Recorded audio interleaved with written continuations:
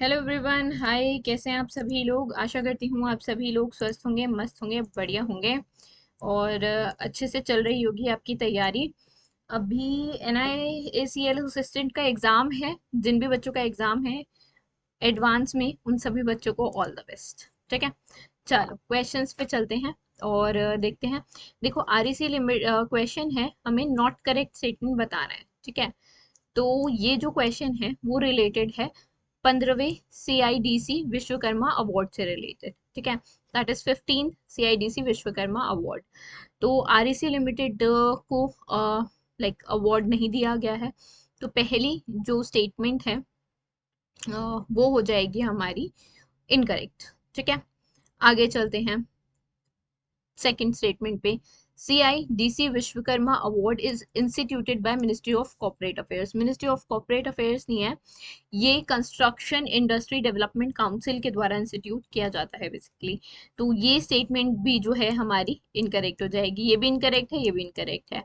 अच्छा, जहाँ ये REC लिमिटेड की बात की है ना कि दो अवार्ड्स दिए गए हैं, तो दो अवार्ड्स दिए गए हैं SJVN लिमिटेड को। ठीक है, REC को नहीं दिए गए, SJVN लिमिटेड को दो अवार्ड्स दिए गए हैं CIDC विश्वकर्मा अवार्ड 2024 में। ठीक है, उनकी जो CSR रिस्पॉन्सिबिलिटी है, CSR कॉन्ट्रीब्यूशन है, दैट इज उसका कॉर्पोरेट सोशल रिस्पॉन्सिबिलिटी, उसके तहत इन्होंने 450 करोड़ रुपए CSIR इनिशिएटिव्स में इन्वेस्ट किए हुए हैं SJVN ने।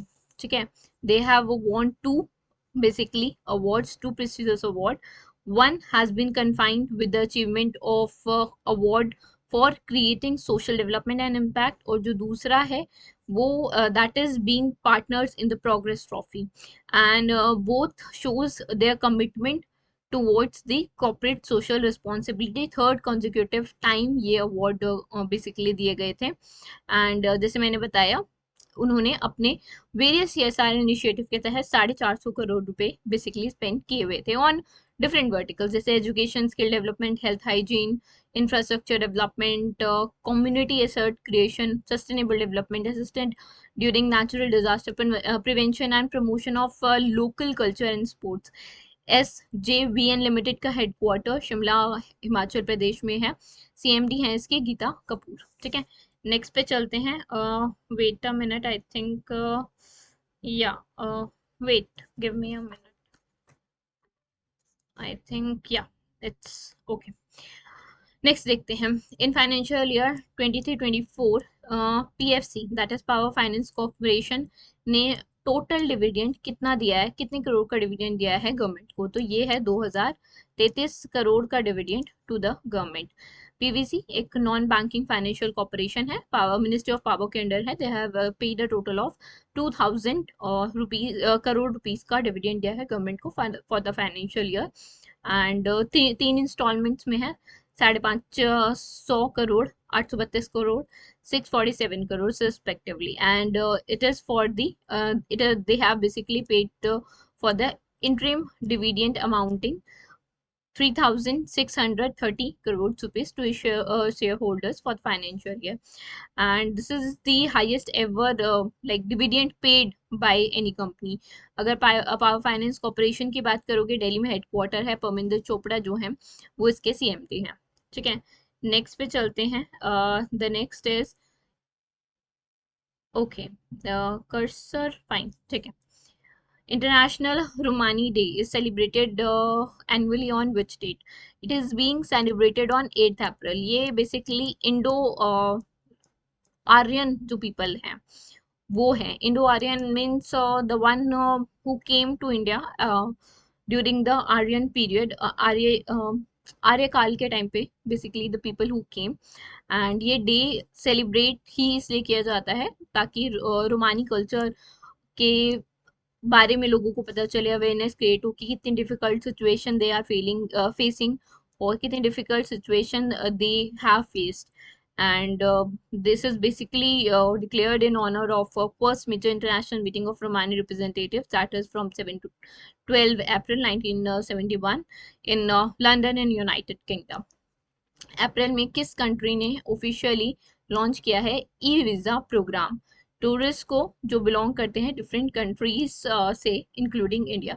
तो ई वीज़ा का जो प्रोग्राम है वो बेसिकली जापान ने अभी कुछ कंट्रीज हैं इंडिया को मिला के, काफ़ी कंट्रीज हैं, लॉन्ग टर्म बेसिस पे, दैट इज जो वीज़ा ग्रांट किया जाएगा वो 90 दिन के लिए होगा। शॉर्ट टर्म के लिए अलग है।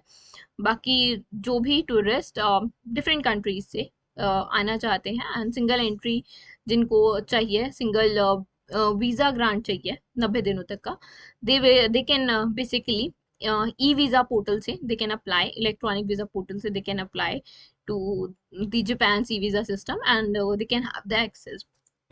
सॉरी, कुछ कंट्रीज हैं Australia, Brazil, Cambodia, Canada, Saudi Arabia, Singapore, South Africa, Taiwan, UAE, United Kingdom and USA. ठीक है, इंडियन सिटीजन भी अवेलेबल है, द वन जो इंडिया में रहते हैं, द वन जो फॉरेन नेशनल्स हैं, मतलब बाहर के देश के लोग हैं और इंडिया में रह रहे हैं। ठीक है, ई इलेक्ट्रॉनिक सिस्टम से एवरीथिंग बिकम्स इजी, स्मूथ। ठीक है, बिंद्यानी देवी जिन्होंने अभी ब्रॉन्ज मेडल जीता है, 55 किलो की वेट कैटेगरी में इन्होंने ब्रॉन्ज मेडल जीता है and IWF world champion, world cup में इन्होंने बेसिकली थाईलैंड में जो है उसमें इन्होंने जीता है and she like the question is कि किस स्पोर्ट्स से एसोसिएटेड है, तो ये वेट लिफ्टिंग से एसोसिएटेड है जैसा आपने देखा एंड ये जो इंटरनेशनल वेट लिफ्टिंग फेडरेशन है जो बेसिकली गवर्निंग बॉडी है for the main and women weight lifting, this being held from 31 March two 11 अप्रैल। और 25 वर्षीय हैं बिंद्रानी देवी जी एंड उन्होंने 55 किलो की कैटेगरी में ब्रॉन्ज मेडल जीता। और अगर आप बात करेंगे फर्स्ट कौन आया, तो नॉर्थ कोरिया की कांग योंग ग्योंग फर्स्ट टाइम, और रोमानिया की मिहेला कैम्बिया जो है उन्होंने सिल्वर मेडल जीता। पहली महिला हैं, पहली भारतीय हैं जिन्होंने ब्रॉन्ज जीता 55 किलो के इवेंट में। अच्छा, मीराबाई चानू ने 12वें स्थान पे लाइक उन्होंने फिनिश किया 49 केजी की कैटेगरी में एंड पेरिस ओलंपिक के लिए ये क्वालिफाइड हो गई हैं। पहली महिला वेटलिफ्टर हैं जो पेरिस ओलंपिक के लिए क्वालिफाई हो गई हैं। International weighting federation Lausanne Switzerland में हेडक्वार्टर है एंड प्रेसिडेंट है मोहम्मद जलूद। ठीक है, आगे चलते हैं। Which among the following organisation has celebrated its 75 anniversary in April 2024। तो नाटो ने, north Atlantic treaty organisation, NATO ने अपना 75वां that is 75th anniversary celebrate किया है। बेसिकली नाटो जो है 1947 में एस्टैब्लिश हुआ था। जब चीज़ें जैसे सेकेंड वर्ल्ड वॉर जब जैसे हुआ उस टाइम पे बहुत सारा क्योस वर्ल्ड वाइड क्रिएट हुआ था, बहुत सारा डर था। ठीक है, ताकि लोग ज़्यादा पावरफुल, रूल्स एंड रेगुलेशन ऐसे रखे गए कि लोग ज़्यादा ही लाइक अगर न्यूक्लियर बॉम्ब्स की बात करो या न्यूक्लियर वेपन्स की बात करो, ज़्यादा उसमें ना जाके रिस्ट्रिक्टेड, एक लिमिटेड तक रहें और दोबारा ऐसी सिचुएशन ना आए। That's why like NATO was being founded by 12 founding member countries जो यूरोप और नॉर्थ अमेरिका से थी। ठीक है, originally Belgium, Canada, Denmark, France, Iceland, Italy, Luxembourg, Netherland, Norway, Portugal, United Kingdom और यूनाइटेड स्टेट्स से। ठीक है, अभी 32 मेंबर हैं नाटो में। हेडक्वार्टर ब्रुसेल्स बेल्जियम में है और जेंस स्टॉलनबर्ग जो हैं वो सेक्रेटरी जनरल हैं। भारत अर्थ मूवर्स लिमिटेड ने हाल ही में साइन किया है एमओयू साइन किया है इन्होंने BAL that is Bharat electronics limited के साथ, ताकि ये indigenous train control management system ITCMS बना सकें। And this is basically done to drive innovation and foster self-reliance in the critical domain of train control management system. And Bharat जो भारत अर्थ movers limited है, इनका headquarter Bengaluru Karnataka में है। शांतनु रॉय जो हैं उसके CMD हैं। इंडिया कब प्लान कर रहा है कि वो इंपोर्ट बंद कर देगा यूरिया का? 2025 तक जो है इंडिया प्लान कर रहा है कि यूरिया का इंपोर्ट बंद कर देगा। तो इससे यूरिया जो है जब आप बाहर से लेना बंद कर दोगे तो डेफिनेटली इम्पैक्ट पड़ेगा एंड जो कीमतें हैं वो आपको कम होती हुई मिलेंगी यूरिया की। ठीक है, बाहर से आता है, टैक्सेस लगते हैं, 10 चीज़ें होती हैं, पैसा उसका जो अमाउंट है वो बढ़ता है। अभी टोटल इंपोर्ट जो रहा है यूरिया का 75 लाख के अराउंड, लाख टन के अराउंड रहा है और टाइम बाय टाइम जो यूरिया की जो प्रोडक्शन है वो भी बढ़ रही है। जैसे 14-15 की बात करो और अभी 22-23 की बात करो तो प्रोडक्शन बढ़ी है एंड आगे भी बढ़ने की उम्मीद है। मेन जो इम्पोर्ट होता है यूरिया का वो होता है Oman, Qatar, Saudi Arabia and UAE से। ठीक है, कौन सा नेशन जो है होस्ट करेगा world future energy summit? World future energy summit host करेगा यूएई। ठीक है, करेक्ट आंसर है UAE, United Emirates will host the world future energy summit Abu Dhabi में 16 से 18 अप्रैल के बीच में। वर्ल्ड्स लीडिंग बिजनेस इवेंट है for future energy, clean technology and sustainability with in a packed programme of some events, activation, discussion. ठीक है, act this act as a hub of innovation, collaboration, and knowledge sharing, with its theater featuring an engaging program of panels and presentation, including forum that is by global strategic initiatives, and basically the one that is women in sustainability, environment, and renewable energy, that is wiser.